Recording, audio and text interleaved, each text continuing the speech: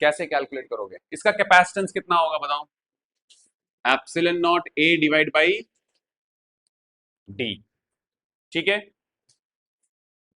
Okay. Electric field कितनी होगी इसके अंदर? बोलो। प्लस की वजह से इधर रहेगी कितनी? Sigma by two epsilon not. Negative की वजह से भी sigma by two epsilon not. तो ओवरऑल क्या आएगी? Sigma by two epsilon not. ठीक है, नाउ हमको क्या निकालना है? एनर्जी डेंसिटी का एक्सप्रेशन। एनर्जी डेंसिटी क्या होगा बताओ? Energy density which means that energy per unit volume. बोलो, यही होता है एक्सप्रेशन। जैसे mass density, mass upon volume. Energy density क्या हो जाएगा? Energy upon volume. अच्छा, एनर्जी का एक्सप्रेशन पढ़ के आए हो, हाफ सी वी स्क्वायर। बोलो, वॉल्यूम कैसे निकालोगे इस पूरे कैपेसिटेंस का? वॉल्यूम कैसे निकलेगा? Area multiplied by D. तो क्या हो जाएगा? Area multiplied by D. And remember this thing, the energy density is written as small U. तो क्या रहेगा? Capital U divide by volume which is equal to half C V square divide by A into D. Capacitance का expression यहां रख दो, क्या मिलेगा?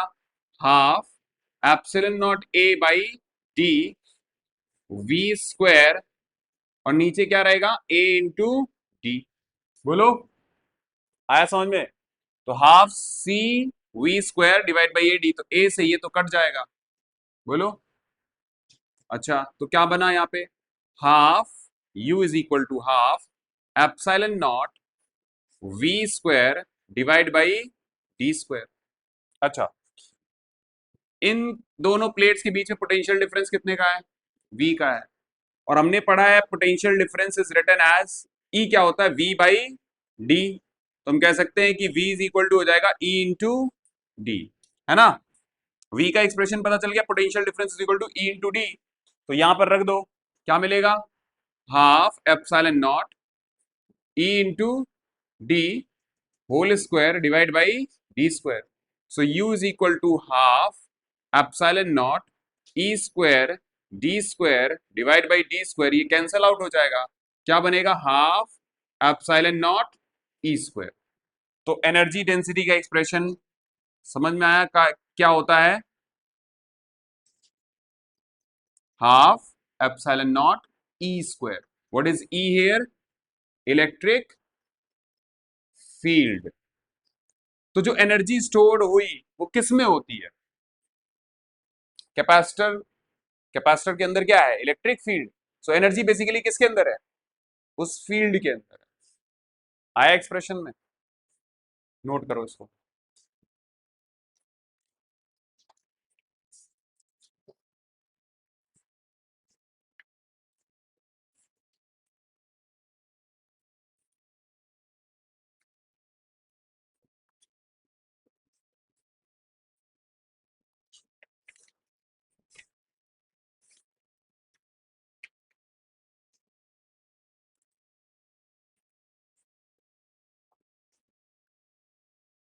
तो half epsilon not E square, this is the expression for energy density of an electric field. और ऐसा ही magnetic field के लिए भी होता है।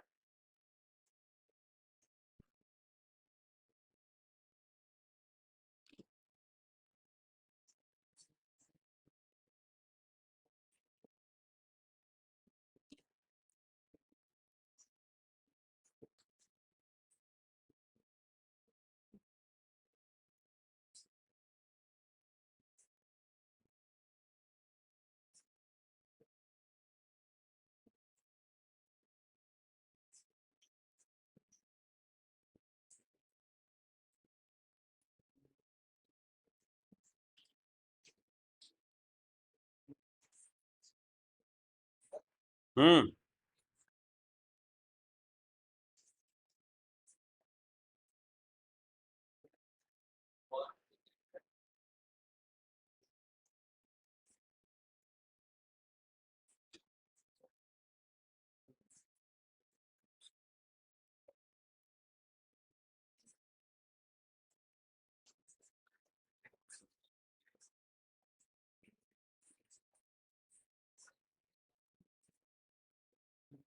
आगे बढ़े।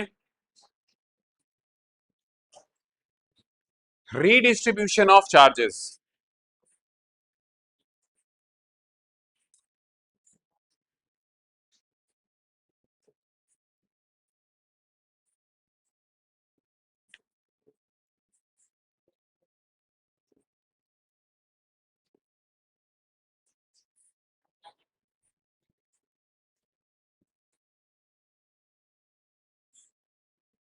ये लिख लिया, नोट कर लिया। अगला टॉपिक डालो।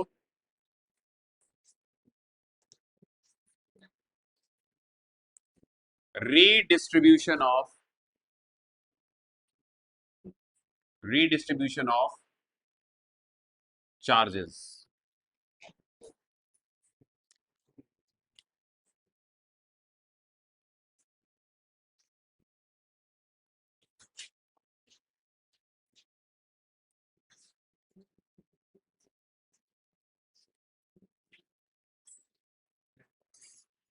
What is the redistribution of charges? Listen, consider two isolated conductors A and B. These are two conductors A and B. These are isolated conductors. A and B are isolated. Isolated का मतलब समझे? They are not connected with anyone. मतलब इसका charge इस पर ही रहेगा, कहीं और ट्रांसफर नहीं होगा। इनका कैपेसिटेंस है C1 and C2 and carrying the charge, इस पर चार्ज है Q1, इस पर चार्ज है Q2। So Q1 charge A वाले कंडक्टर पे भी दिया, Q2 चार्ज इस पर दिया। C2 is the capacity of this conductor, C1 is the capacity of conductor A। ठीक है, and V1 is the potential of conductor A and V2 is the potential of this conductor. Clear है बात? इतना समझ में आया? This is the condition before connection. दो conductor हैं, आइसोलेटेड कंडक्टर है, कंडक्टर A, कंडक्टर B। इसका कैपेसिटेंस C1 है, इसका कैपेसिटेंस C2 है। इस पर हमने चार्ज दिया Q1, इस पर चार्ज दिया Q2, और इसका पोटेंशियल कितना डेवलप हो गया? V1। इसका पोटेंशियल कितना डेवलप हो गया? V2। This is the condition before connection. इन दोनों के बीच में कनेक्शन नहीं है तब की कंडीशन है। आई बात समझ में? अब फिर हमने क्या किया, इस कंडक्टर ए को कंडक्टर बी के साथ एक वायर से क्या किया, कनेक्ट कर दिया। ठीक है, वायर से कंडक्टर, एक कंडक्टिंग वायर था, उसे कनेक्ट कर दिया। तो इसका कैपेसिटेंस तो C1 ही रहेगा। बोलो, कैपेसिटेंस तो कांस्टेंट है, किसी किसी कंडक्टर का कैपेसिटेंस फिक्स्ड ही रहना है।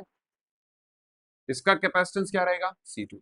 लेकिन इसका जो चार्ज था, हो सकता है कि इसमें से charge Q1 is greater than Q2 हो। हम मान के चलेंगे दैट किसी एक पर चार्ज ज्यादा होगा, तो चार्ज का क्या होगा? फिर से रीडिस्ट्रीब्यूशन, मतलब एक इस कंडक्टर से दूसरे कंडक्टर में चार्ज ट्रांसफर होगा। तो जब ट्रांसफर होगा तो इसका चार्ज हो जाएगा Q1 डैश, इसका चार्ज कितना हो जाएगा? Q2 dash. अब अगर चार्ज चेंज हो गया है तो क्या पोटेंशियल, बताओ, पोटेंशियल चेंज होगा? यस, पोटेंशियल भी चेंज होगा। आई बात समझ में? तो पोटेंशियल फिर V ना रह के V1 नहीं होगा, इसका V1 नहीं होगा, इसका V2 नहीं होगा। अब धीरे धीरे चार्ज एक डिस्ट्रीब्यूट जब होंगे तो एक क्या डेवलप हो जाएगा? Common potential. तो इन दोनों का एक कॉमन पोटेंशियल होगा, उसको हमने किससे रिप्रेजेंट किया है? V से। सर V क्या है यहां पर? Common potential. आई बात समझ में? समझ में आया? दो टैंक हैं, दोनों में पानी भरा हुआ है, लेकिन पहले नोजल जो नॉच थी, वो टैप, वो तो बंद कर रखा था। खोलोगे तो क्या होगा? क्या होगा? एक हायर वाले से लोअर वाले में पानी ट्रांसफर होगा, और फिर दोनों का लेवल कैसा हो जाएगा? सेम हो जाएगा। तो सेम होने का मतलब क्या हुआ? पोटेंशियल सेम हो जाएगा, और चार्ज का मतलब वाटर का डिस्ट्रीब्यूशन मतलब चार्ज का रीडिस्ट्रीब्यूशन होगा। आई बात समझ में? अच्छा, यहां पर बताओ Q1 कैसे लिखा जाएगा? Q1 इज इक्वल टू क्या होगा? C1 V1। यहां पर Q2 कितना हो जाएगा बताओ? C2 V2। क्लियर है ये बात? अच्छा, बिफोर कनेक्शन टोटल चार्ज बताओ क्या है, बोलो। टोटल चार्ज बिफोर कनेक्शन क्या होगा, बोलो। Q1 plus Q2। बाद में जब कनेक्शन कर दिया तो टोटल चार्ज बताओ क्या होगा, बोलो। Q टोटल क्या होगा, Q1 dash plus Q2 dash. आई बात समझ में, समझ में आ रहा है या नहीं आ रहा है? डायग्राम नोट करो, फटाफट लिखो।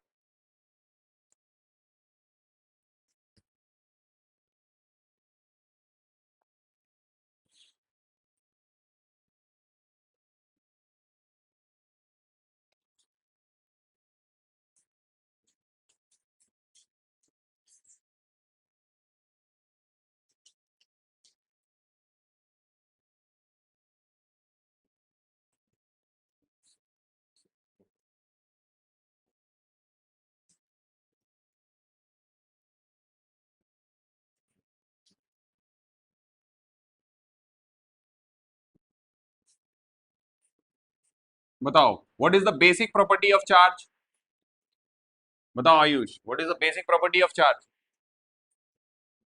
एडिटिविटी और क्वांटाइज्ड और कंजर्वेशन। तो बिफोर कनेक्शन जो चार्ज था, आफ्टर कनेक्शन क्या चार्ज लॉस होगा या एक्स्ट्रा आ जाएगा, नहीं। तो जितना चार्ज पहले था उतना ही चार्ज बाद में होगा।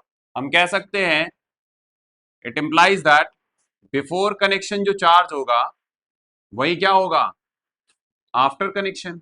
तो Q1 Q2 is Q1 plus Q2 is equal to Q1 dash plus Q2 dash. आई बात समझ में?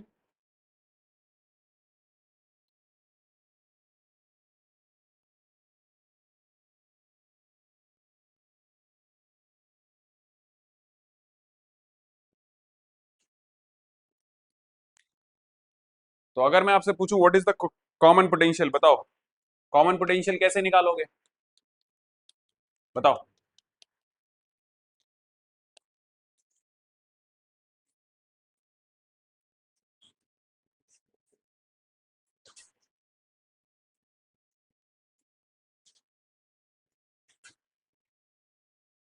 बोलो, इसका इसका चार्ज क्या है, Q1 dash which is equal to C1 into we.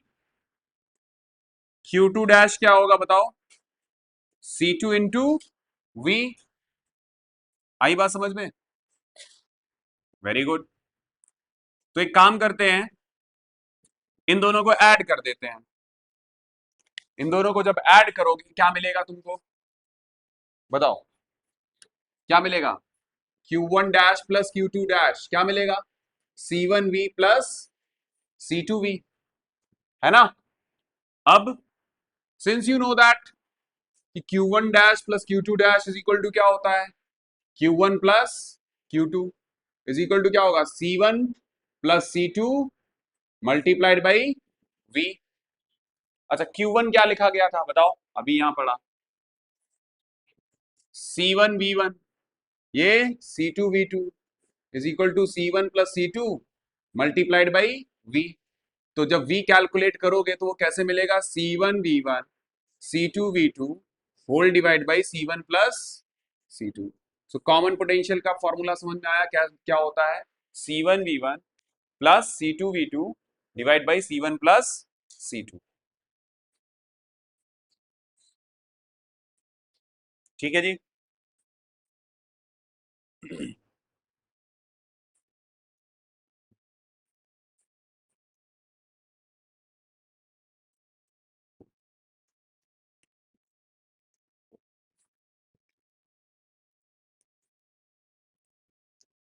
Common potential का formula C1V1 plus C2V2 divide by C1 plus C2।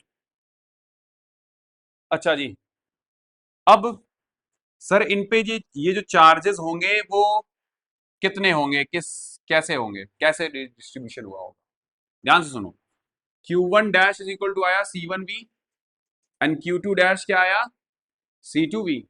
इन दोनों इक्वेशंस का क्या ले लिया जाए, रेशियो। तो Q1 dash upon Q2 dash is equal to क्या आएगा, C1 अपॉन C2। जो भी कंडक्टर्स थे उनके कैपेसिटेंस के रेशियो के हिसाब से उन पर चार्ज रिजाइड करेगा। More capacitance more charge, less capacitance less charge. आई बात समझ में? क्लियर है? तो जो भी कैपेसिटर्स होंगे उनके रेशियो के हिसाब से उन पर चार्ज होगा। ठीक है, तो redistribution of the charge will be according to the ratio of capacitance. तो आपको ये और ये याद रखना है। चलो,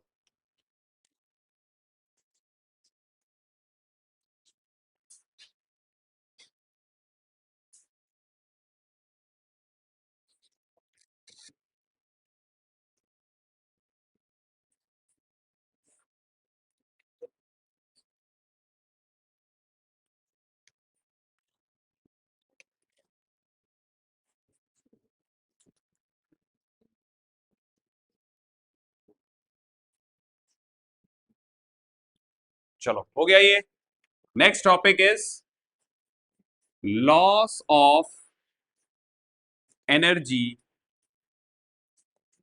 इन redistribution of charges.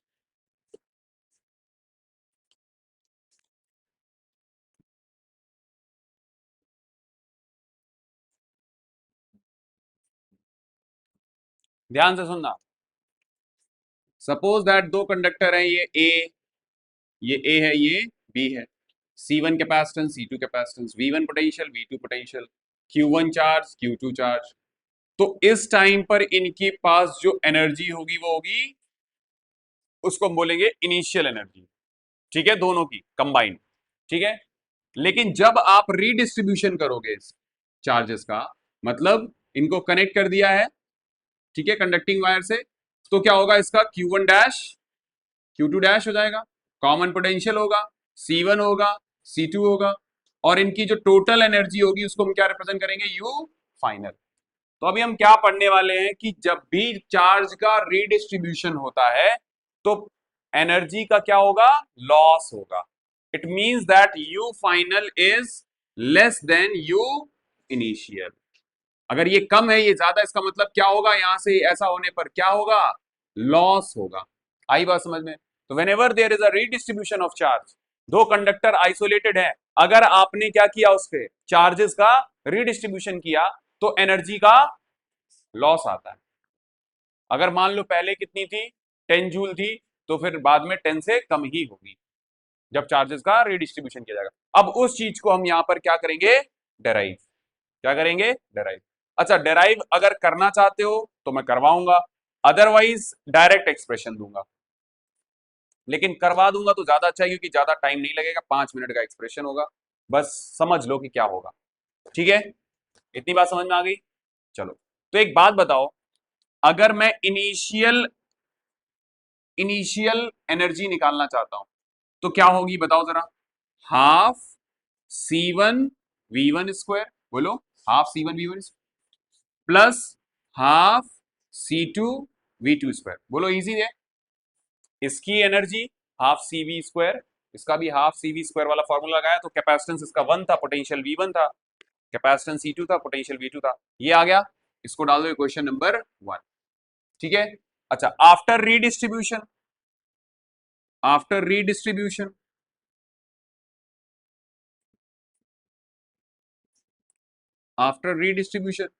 Final energy कैसे लिखोगे, बताओ, बोलो। हाफ C1 V1 नहीं बोलोगे, अब कॉमन हो गया पोटेंशियल V स्क्वायर, फिर हाफ C2 V स्क्वायर। इतना समझ में आया? और we can write it as half C1 + C2 × बोलो, इतना सबको समझ में आया, बोलो। अच्छा, अभी आप पढ़ के आए हो V कॉमन पोटेंशियल क्या होता है, तो you can write it as half C1 C2, और यहां पे रहेगा, क्या रहेगा, बोलो, C1 V1 + C2 V2 divide by C1 + C2 और इसका स्क्वायर। तो अब एक बात जरा सोचो, यहाँ पे कैलकुलेशन में नीचे क्या आएगा, C1 + C2 का होल स्क्वायर, है ना। अच्छा, यहां पर क्या बनेगा, C1 V1 + C2 V2 whole square. ये एक पूरा कैंसल आउट हो जाएगा। So you are left with U final is equal to C1V1 plus 1/2 C1V1 and C2V2 whole square divide by C1 plus C2। ये हो गई इक्वेशन नंबर 2। अब बताओ इसमें से बड़ी वाली एनर्जी कौन सी है? इनिशियली बड़ी होगी, फाइनल वाली छोटी होगी। आई बात समझ में? चलो यहां तक पहले नोट कर लो, फिर इसमें इस वाली में से ये वाली घटाएंगे तो हमको लॉस पता चल जाएगा कितना आएगा लॉस, और वही एक्सप्रेशन हमको याद रखना है। ठीक है, इनिशियल वाली ज्यादा होगी, फाइनल वाली कम होगी। ये नोट करते जाना जो चीज मैं डायग्राम में बना रहा हूं।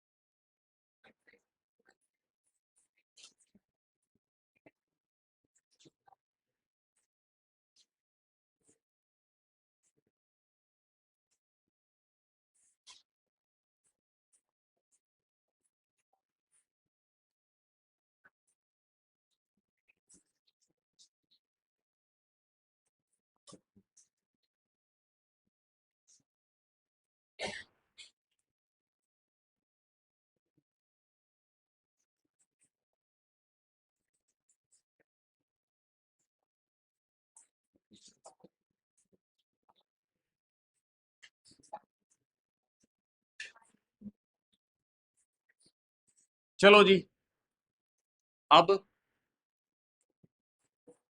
क्या करना चाहिए लॉस निकालने के लिए? लॉस ऑफ एनर्जी कैसे निकलेगा भाई बताओ? You initial minus U final. अब ये मत पूछना सर यू इनिशियल पहले क्यों लिखा, बताओ, क्योंकि ये तो मैं पूछूंगा। क्यों पूछूंगा? इनिशियल ज्यादा है, फाइनल कम।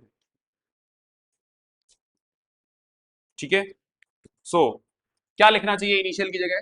Half C1V1 square plus half C2V2 square minus क्या लिखोगे? Half C1V1 plus C2V2 whole square divide by C1 plus C2। यही होगा। देखो, इसको रख दिया और इसको रख दिया। क्या करना चाहिए अब अगला स्टेप बताओ?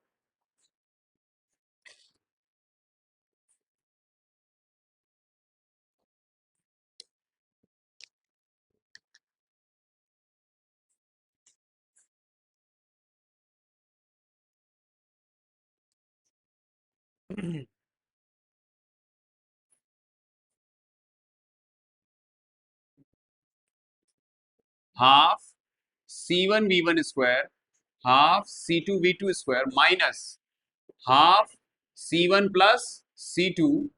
अच्छा, इस ब्रैकेट को ओपन करो। C1V1 C2 square V2 square plus 2 C1 V1 C2 V2, यही होगा।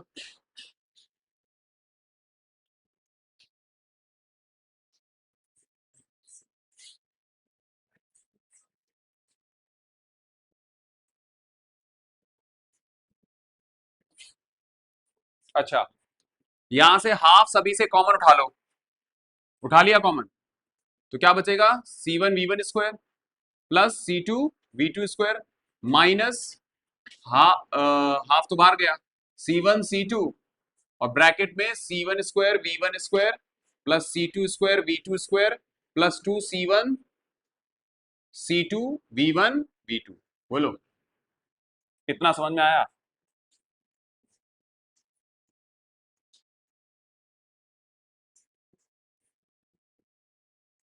आया समझ में? कोई स्टेप ऐसी जो समझ नहीं आ रही? क्या किया, हाफ बाहर ले लिया।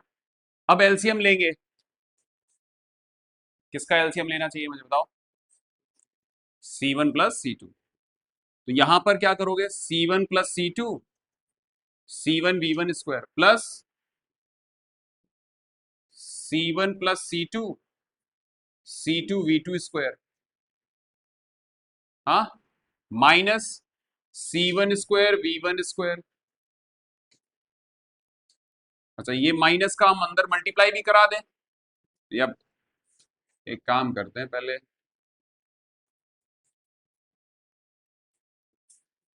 आपके लिए इजी बना देते हैं, और नीचे क्या आएगा पूरे में, C1 प्लस, बेसिकली किया क्या है, एलसीएम ले लिया है, ठीक है। अब देखो, हाफ C1 प्लस C2 अलग ले लो, अब अंदर ही जो कुछ है उसका देखेंगे क्या बनेगा, ठीक है। बताओ, ये करेंगे क्या बनेगा, C1 स्क्वायर V1 स्क्वायर बनेगा, बोलो। C1 का स्क्वायर बनेगा और V1 का स्क्वायर बनेगा, इसके साथ जब प्रोडक्ट होगा, इधर पर क्या बनेगा, C1 C2 V1 स्क्वायर, बोलो। फिर अगला देखो, क्या बनेगा, C1 C2 V2 स्क्वायर और C2 स्क्वायर V2 स्क्वायर। इतना सबको समझ में आया? अब ये माइनस का अंदर प्रोडक्ट करोगे क्या बनेगा, C1 square V1 square C2 square V2 square minus of 2C1 C2 V1 V2। बोलो, था इजी? कुछ चीजें आपको एक एक जैसी नजर आ रही होंगी, प्लस और माइनस वाली, बोलो, कट गए? हो गया। अब ये जो टर्म बचे, एक ये टर्म बचा और एक ये टर्म बचा और एक ये लास्ट वाला टर्म बचा, इन सभी में C1 C2 C1 C2 लिखा है, तो वो कॉमन उठा लो, तो half C1 C2 divide by C1 plus C2। आ गई बात समझ में? अंदर क्या बचा जरा देखो, V1 square V2 square minus 2V1 V2। आई बात समझ में? हाँ या ना? तो ये तो कैपेसिटर का एक्सप्रेशन है, ये बताओ किसका एक्सप्रेशन है? ये क्या होगा, half C1 C2 divide by C1 plus C2, और ये अंदर आएगा क्या, V1 माइनस V2 का होल स्क्वायर। कैपेसिटेंस नेगेटिव होता नहीं है, तो ये एक्सप्रेशन ग्रेटर देन जीरो रहेगा जो ब्रैकेट में लिखा है, और ये स्क्वायर चढ़ा हुआ है इस पे। आई बात समझ में? तो किसी का भी पोटेंशियल बड़ा हो पहले या कम हो, ये वाला एक्सप्रेशन हमेशा क्या रहेगा, ग्रेटर देन, ये वाला ग्रेटर देन जीरो, ये भी ग्रेटर देन जीरो। तो जो ये लॉस आया है डेल्टा यू, ठीक है, ये हमेशा कैसा आएगा, बोलो, greater than zero. There is always loss. Clear हो गई बात ये? Whenever the charges are redistributed. चलो भैया, तो क्या लिखोगे, U initial minus U final, इसका एक्सप्रेशन आता है half C1 C2 divide by C1 plus C2, बोलो, एंड V1 माइनस V2 का होल स्क्वायर। तो ये एक्सप्रेशन याद रखना, और मैं आपको यही डायरेक्टली देने वाला था, बट 5 मिनट का ही तो था। आई बात समझ में? डेराइव हो गया? बस करना क्या याद रखना है आपको, you initial minus U final करना है।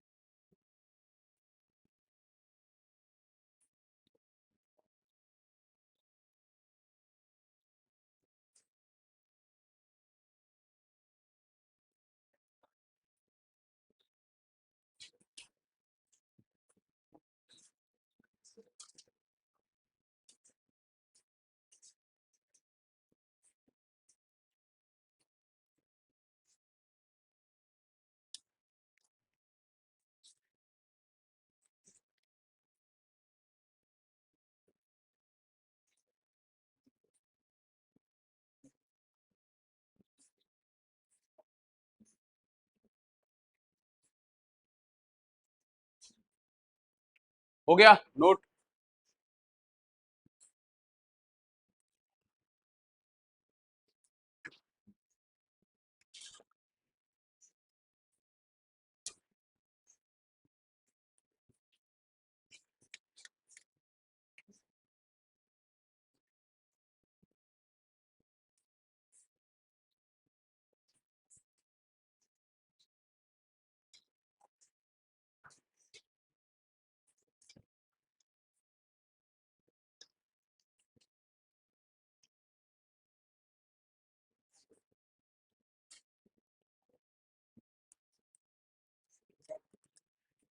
चलो अब टॉपिक डालो, बिठा दो इसको।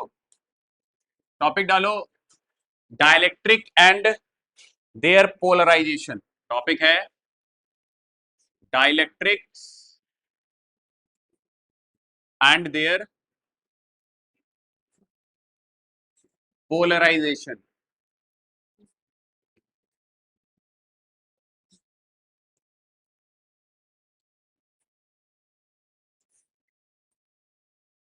Dielectric and their polarisation.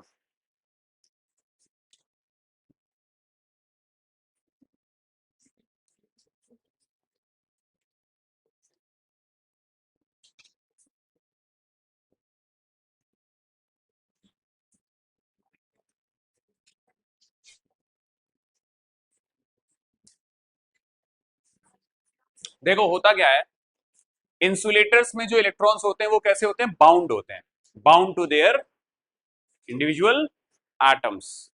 तो electrons are bound to the atoms in case of insulators. ठीक है जी। लेकिन जब हम इंसुलेटर्स को एक्सटर्नल फील्ड में रखते हैं तो इन इलेक्ट्रॉन्स का स्लाइट मूवमेंट होता है। क्या होता है, स्लाइट मूवमेंट। क्यों होगा, क्योंकि electrons are in the external field, so they will experience a force, जिसकी वजह से इलेक्ट्रॉन्स हल्के से मूव हो जाते हैं, स्लाइटली मूव करते हैं। And because of this the insulator shows some electric properties. ठीक है, तो इन्हीं वजह से इलेक्ट जो इंसुलेटर्स होते हैं उनको हम एक नाम देते हैं, क्या, डाइलेक्ट्रिक्स। आई बात समझ में। तो dielectrics are basically the insulator which shows some electric properties when they are placed in some external field। आई बात समझ में। तो डेफिनेशन लिखो इनकी सबसे पहले। a dielectric a dielectric is a substance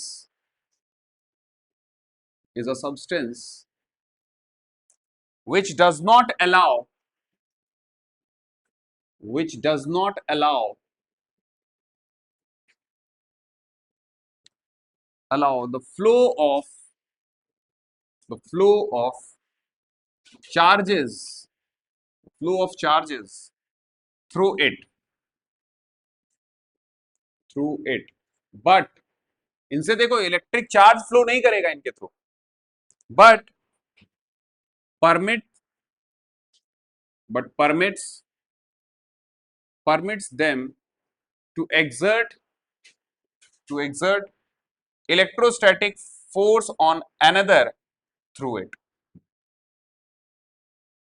exert electrostatic force on another forces on one another through it।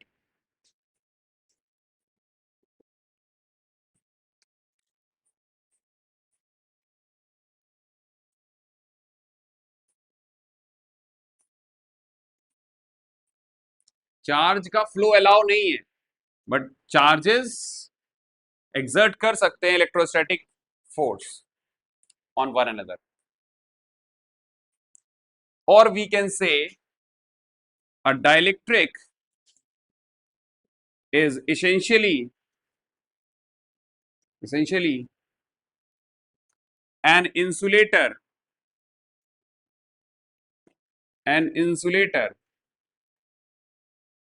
which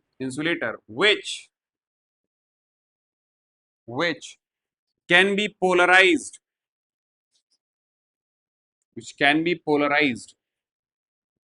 through small localized displacement of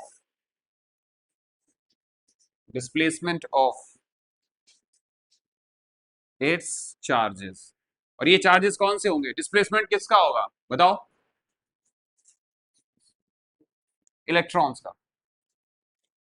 तो किसी भी इंसुलेटर में अगर इलेक्ट्रॉन्स एक्सटर्नल फील्ड में रखने पर उस इंसुलेटर को इलेक्ट्रॉन्स हल्के से मूव कर जाते हैं, तो वो जो इंसुलेटर है वो क्या हो जाएगा? पोलराइज हो जाता है। पोलराइज की वजह से उसके सरफेस पर प्लस और माइनस चार्जेस आ जाते हैं, लेकिन वो चार्ज अलाउ नहीं करता है कि एक जगह से दूसरी जगह पहुंच जाए। इलेक्ट्रॉन का फ्लो नहीं अलाउ करेगा वो, बस इलेक्ट्रॉन्स क्या हो गए हैं? लोकलाइज्ड हो गए हैं। Localised charge will appear on its surface and that insulator is called dielectric. तो अब सर डाइलेक्ट्रिक के बारे में पढ़ क्यों रहे हैं हम?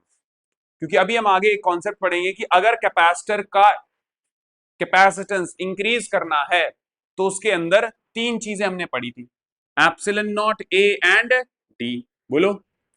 या तो प्लेट का एरिया बढ़ा दो या फिर प्लेट के बीच का डिस्टेंस कम कर दो। अगर इसको कम करोगे तो कैपेसिटेंस बढ़ेगा, और एरिया बढ़ाओगे तो भी कैपेसिटेंस बढ़ेगा। लेकिन there is one more thing, that is medium की परमिटिविटी। मतलब प्लेट्स के बीच में जो मीडियम भरा है उसकी परमिटिविटी बढ़ाई जाए। आई बात समझ में? तो परमिटिविटी क्या होती है? डाइलेक्ट्रिक्स की परमिटिविटी फ्री स्पेस से ज्यादा होगी। क्लियर हो गई बात ये? तो हम ये देखना चाहते हैं कि जब हम स्लैब जो पैरेलल प्लेट है उसके बीच में एक डाइलेक्ट्रिक स्लैब डालेंगे तो क्या असर आएगा। अब डाइलेक्ट्रिक स्लैब डालोगे तो कैपेसिटेंस इंक्रीज हो जाता है। तो हम सबसे पहले किसके बारे में पढ़ेंगे? उस डाइलेक्ट्रिक के बारे में पढ़ेंगे कि डाइलेक्ट्रिक क्या होते हैं और उनका पोलराइजेशन क्या और कैसे होता है। आई बात समझ में? तो डाइलेक्ट्रिक की डेफिनेशन समझ में आ गई। अब लिखो, अच्छा इसके एग्जांपल लिख लो। डाइलेक्ट्रिक के लिए क्या हो सकता है? जैसे ग्लास हो गया, वैक्स हो गया, वाटर हो गए, these all are dielectrics. Air भी डाइलेक्ट्रिक है, वुड भी डाइलेक्ट्रिक है, ठीक है। Rubber, stone, plastic, all are dielectric. Rubber, stone and plastic, all these are dielectric. क्या ये चार्ज को कंडक्ट करते हैं? Answer is no. बट जब इनको एक्सटर्नल फील्ड में रखा जाएगा तो इनके सरफेस पर there will be some localized charge, ठीक है। And these substances are called dielectrics. तो यहां लिखा है देखो, the dielectric is essentially an insulator. क्या लिख दिया यार? Insulator which can be polarized through small localized displacement of its charges। और ये चार्जेस इलेक्ट्रॉन्स रहेंगे, ठीक है। नेक्स्ट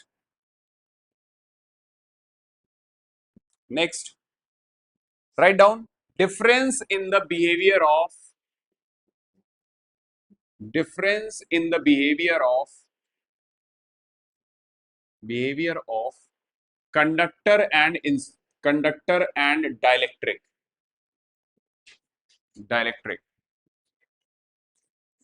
in the presence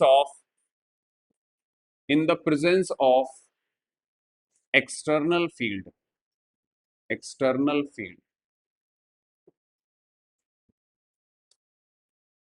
अगर मैंने कंडक्टर को और इंसुलेटर को एक्सटर्नल फील्ड में, इंसुलेटर बोलो या फिर डाइलेक्ट्रिक बोलो, उसको अगर मैंने किस में रखा? एक्सटर्नल फील्ड में रखा, तो दोनों का बिहेवियर कैसे शो होता है, दोनों का बिहेवियर देखेंगे। क्लियर है ये बात? चलो सबसे पहले हम बात करेंगे कंडक्टर की। So let's say this is the conductor which is placed in an external field, ठीक है। So there is an external field, let's say we are writing it as E naught. E naught means what is E naught? External field. तो होगा क्या इसके ये क्या है भैया? ये क्या है? कंडक्टर है। कंडक्टर के अंदर क्या होते हैं? फ्री इलेक्ट्रॉन्स होते हैं सर। अब फ्री इलेक्ट्रॉन्स होंगे तो free electrons will move opposite to the direction of field. तो हम यहां पर देखेंगे कि एक नेगेटिव चार्ज इंड्यूस होगा और यहां पर क्या हो जाएगा? पॉजिटिव चार्ज इंड्यूस होगा। लेकिन एक बात याद रखना, जब डायग्राम बनाना तो जितना यहां निगेटिव है उतना ही यहां पर पॉजिटिव दिखाना। आई बात समझ में? ये बात समझ में आई या नहीं आई? ठीक है। And these are the free charges. क्या होंगे ये? Free charges. फ्री चार्जेस का मतलब समझे? Free electrons. तो यहां पर एक सरफेस चार्ज डेंसिटी होगी, वो भी नेगेटिव वाली, और यहां पर क्या होगी? Positive charge density. और इन प्लस और इन माइनस की वजह से अंदर एक क्या इंड्यूस हो जाएगी? बोलो। अंदर की तरफ एक क्या इंड्यूस हो जाएगी? Electric field. और इसका जो मैग्नीट्यूड होगा that is just equal to the external field. So we can say that electric field, net electric field inside the conductor is what? The sum, vector sum of external field and induced field. Induced field, अच्छा induced field दोनों कैसी है? Negative direction में। अगर external field इस direction में, induced field उसके just opposite होगी। जस्ट ऑपोजिट होगी तो दोनों का सम करोगे तो ये निगेटिव लिखोगे, तो ओवरऑल क्या आएगा? ई नॉट माइनस ई इंड्यूस्ड। और ई इंड्यूस्ड ये क्या आएगी? नेट फील्ड क्या हो जाएगी? जीरो। तो हमने ये देखा कि जब हम कंडक्टर को एक्सटर्नल फील्ड में रखेंगे तो कंडक्टर के अंदर फील्ड क्या होती है? जीरो होती है। ये इसका बिहेवियर है कि कंडक्टर के अंदर नेट फील्ड क्या हो जाएगी? जीरो। और सर ऐसा हुआ क्यों? क्योंकि जो फ्री चार्जेस थे वो इंड्यूस हो जाएंगे उसके सरफेस पर, जो कि उसके अंदर एक इंड्यूस्ड फील्ड क्रिएट करेंगे। Induced field opposite to the direction of external field, जिसकी वजह से नेट फील्ड अंदर क्या रहेगी? जीरो। ऐसा बिहेवियर किसके पास है? कंडक्टर के पास। अब हम बात करते हैं किसकी? डाइलेक्ट्रिक की। अब सेम वही चीज है। अब हमने क्या किया? एक डाइलेक्ट्रिक चूज किया,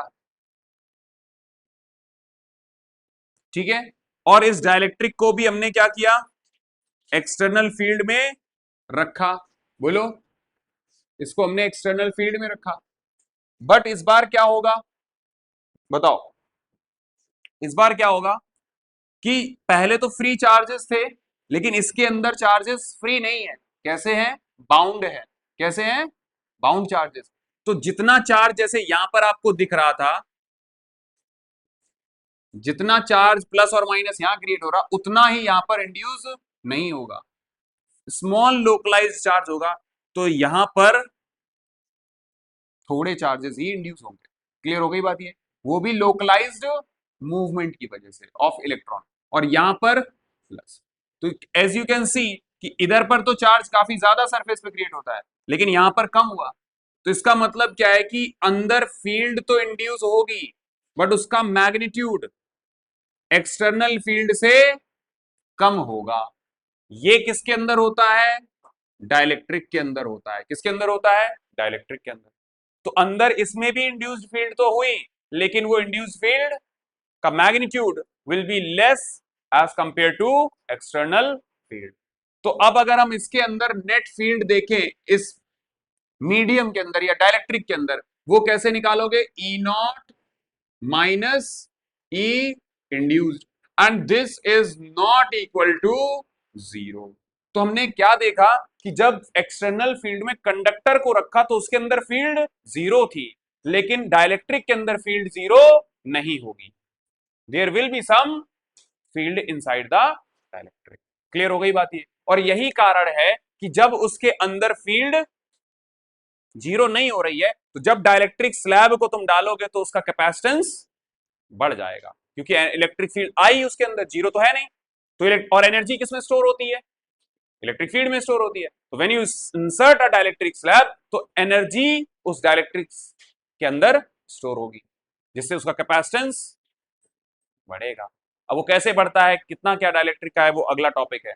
बट ये चीज समझ में आई, बिहेवियर समझ में आया। एक्सटर्नल फील्ड में कंडक्टर को रखोगे, net field inside the conductor will be zero, but dielectric के अंदर जीरो नहीं होगी। सर क्यों नहीं हुई? क्योंकि जो यहां पर चार्ज इंड्यूस हुआ, इसको बोलते हैं पोलराइज्ड चार्ज, माइनस सिग्मा, और ये minus sigma plus sigma p. तो this polarised charge density will be smaller as in comparison to the conductor. आई बात समझ में? क्लियर है ये बात सबको? नोट कर लिया? चलो।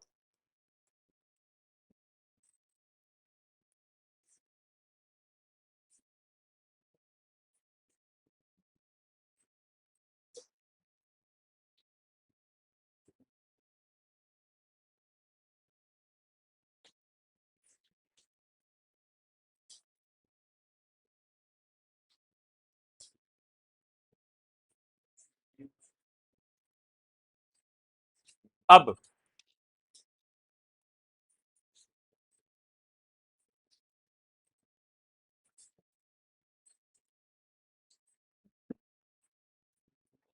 लिखो types of dielectrics. Write down types of dielectrics. कितने टाइप के होते हैं बताओ? मालूम है? अरे केमिस्ट्री में पढ़ा? नहीं पढ़ा? अच्छा। Type of dielectric, first is polar, polar dielectric, another is non polar dielectric. School में पढ़ाया गया?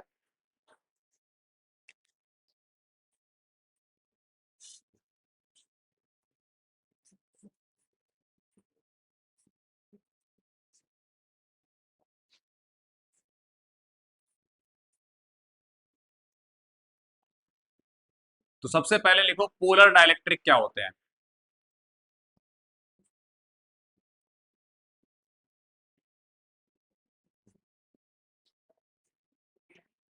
पोलर का मतलब क्या होता है? क्या हुआ, पूछना है कुछ?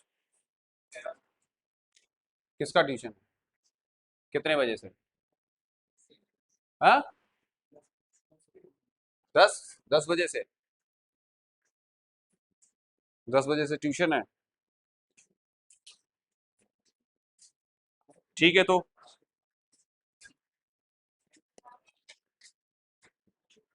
जा सकते हैं।